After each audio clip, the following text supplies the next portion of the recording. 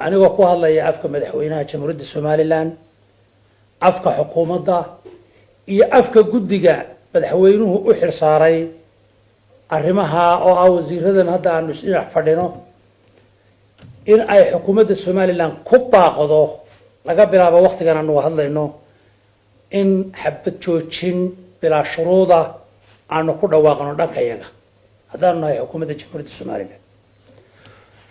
حقوقا دhanka kale ka wada waxaanu ka rajaynaynaa sidaa iyo mid la mid waxa la wixii lagu kala duwan yahay goob kasta iyo meel kasta iyo waqti kasta xukuumadda jamhuuriyadda Soomaaliland waxay diyaar u tahay in ay arinta miiska wada hadalka timaado oo laga wada hadlo waxa lagu kala duwan yahay waxaan kaga ambaxayaa hadalkayga dhibaatada jirta hadba meesha marka ay taagan tahay ayay ugu yartaa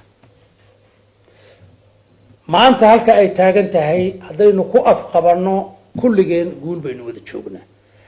ma wixii loo dhaafaaba waa khasaare ka badan ama ka balaaran kii hore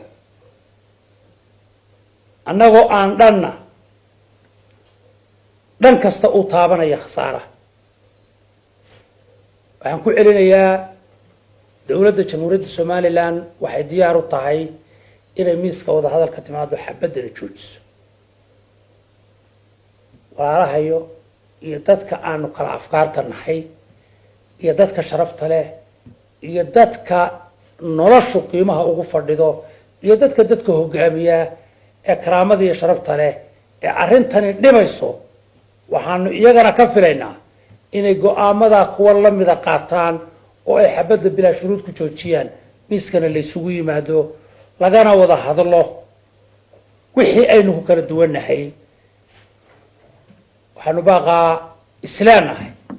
waa mid xambaarsan nuxurkii dawladnimo iyo qaabkii nabad loogu soo celin lahaa